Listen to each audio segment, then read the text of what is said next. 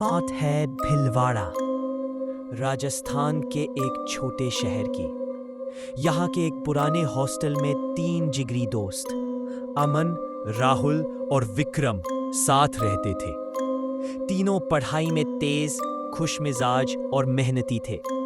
Hostel की इमारत पुरानी थी, दीवारों पर सीलन और खामोश रातें, लेकिन तीनों के बीच की दोस्ती हर डर से बड़ी थी। एक दिन हॉस्टल में एक नया लड़का आया, रौनक। शांत, रहस्यमयी और गहराई से देखने वाली आंखों वाला।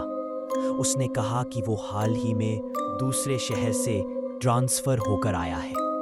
शुरू में तो तीनों ने उसे अपनाने की कोशिश की, लेकिन जल्द ही महसूस हुआ कि उसमें कुछ अजीब है। रौनक अक्सर रात को अकेले छत पर बैठा कुछ बड़बड़ाता था। कभी कभी कमरे से धूप, अगरबत्ती और अजीब गंध आती थी। एक रात उसने कहा, क्या तुमने कभी किसी आत्मा से बात करने की कोशिश की है? मैं कर सकता हूं।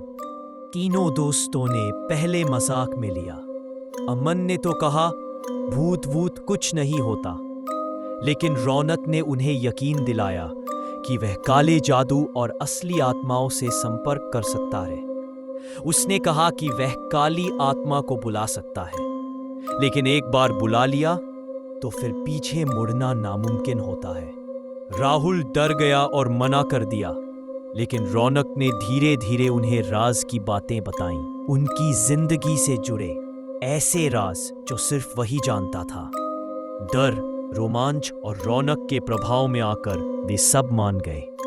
रात को छत पर चारों ने एक चक्र बनाकर मोमबत्तियां जलाकर आत्मा को बुलाने की प्रक्रिया शुरू की, लेकिन कुछ नहीं हुआ। रौनक मुस्कराया और बोला, वो अब हमारे साथ है, इंतजार कर रही है सही समय का। कुछ दिन बाद कॉलेज की छुट्टियां शुरू हुई और तीनों दोस्त अपने अपने घर चले गए।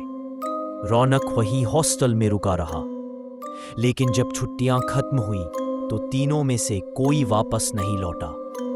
कॉलेज के प्रिंसिपल ने उनके घर फोन किया। चौंकाने वाला सच सामने आया। अमन ट्रेन में सफर करते समय बाथरूम में बंद मिला, मरा हुआ। उसकी आंखें पूरी तरह काली है। राहुल अपने कमरे में दीवार पर उल्टा लटका मिला, चेहरे पर गहरा डर।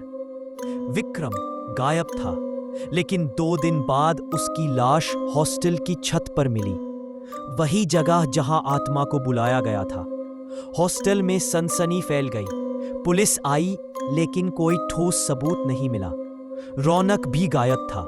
हॉस्टल के एक पुराने चौकीदार ने बताया कि सालों पहले उसी हॉस्टल में एक लड़का था, रौनक नाम का, जिसने आत्माओं से बात करने की कोशिश की थी और खुद अपनी जान ले ली थी। उसके बाद से उसका कमरा बंद कर दिया गया था, लेकिन अब वो कमरा फिर से खुला था। तीनों दोस्तों के बैग से एक जैसा नोट मिला। उसने कहा था, ये सिर्फ खेल है, लेकिन ये मौत का खेल था। हमसे गलती हो गई, अब तुम मत करना। अब भी उस हॉस्टल के कमरा नंबर 13 में रात के 3 बजे मोमबत्तियां जलती हैं और कोई फुसफुसाता है, एक और दोस्त चाहिए मुझे, एक और।